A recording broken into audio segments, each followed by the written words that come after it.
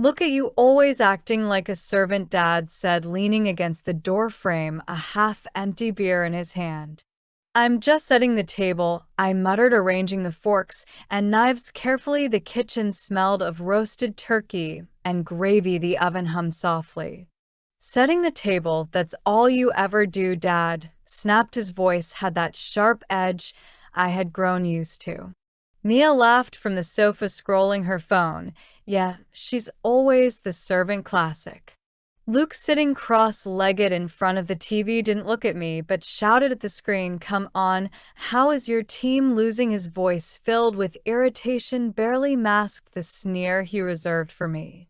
I straightened the napkins again, keeping the spacing precise. Mom quietly slid the turkey into the oven, glancing at me only briefly. Her hands shook slightly, but she didn't say a word.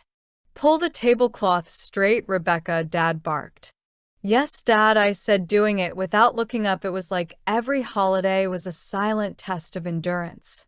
When dinner began, my phone buzzed, a Facebook notification. I froze. Dad had posted a 14-second clip of me folding napkins and arranging forks. Caption: "Look at this failure. She was always a servant."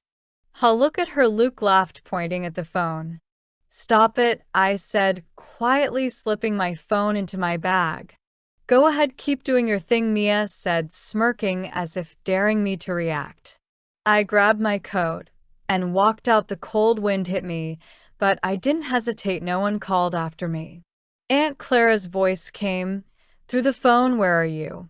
"I'm at Eastwood and Fifth," I said. She was already on her way. She didn't scold or question. She just pulled up and let me in.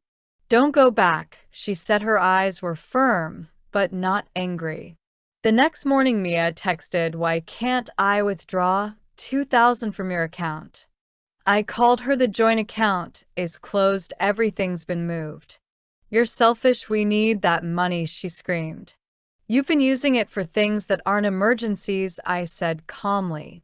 Dad's text arrived shortly after. "You're always dramatic. Grow up."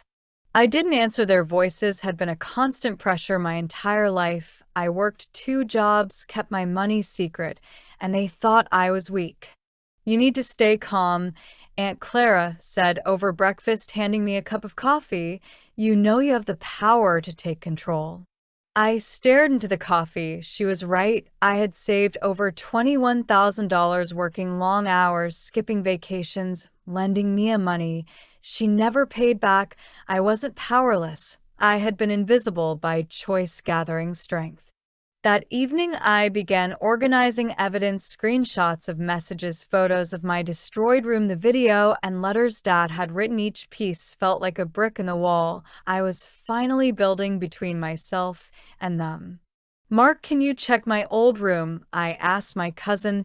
He went over that afternoon.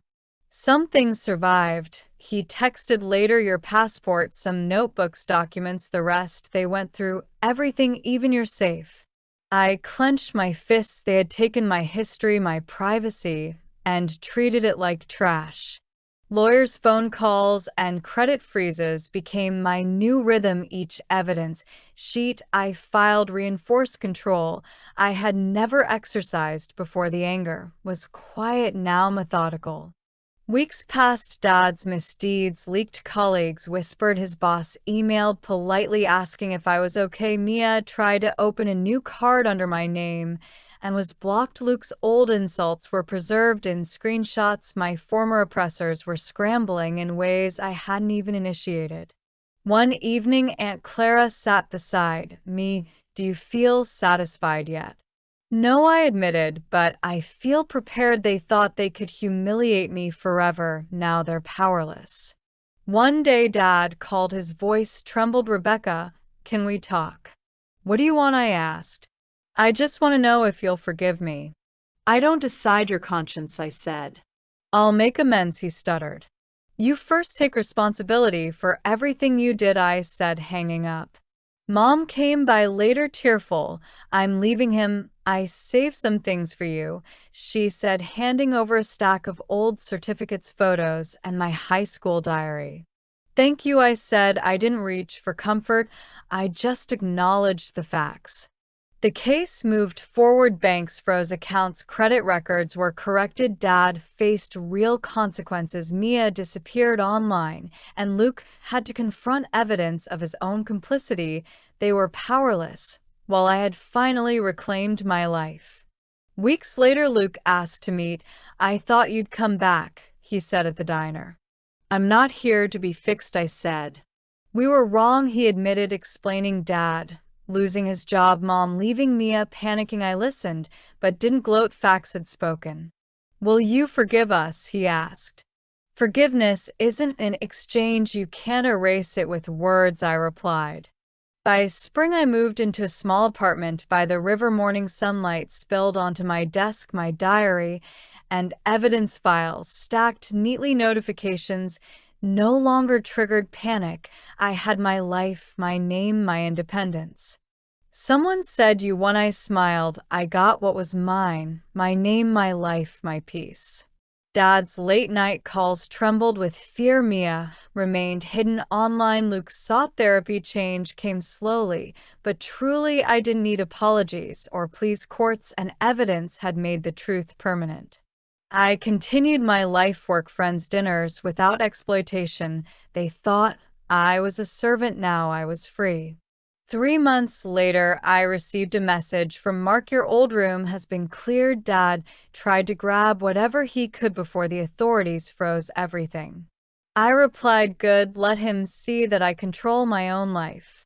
That night, I walked along the riverbank, feeling the breeze against my face. The water reflected the moonlight like silver fragments. For years, I had felt trapped, serving their whims, enduring their mockery. Now the silence around me was liberating, almost deafening. Aunt Clara called dinner tomorrow. Yes, I said, some normalcy would be nice. I thought about my savings, my job, the small apartment, and the diary. I now read like a map of my survival. Each page reminded me of what I had endured and what I had reclaimed. The final text from Dad arrived weeks later. Please, Rebecca, reconsider. I didn't reply. I didn't need to. The power had shifted. They were the ones left scrambling, and I finally had peace.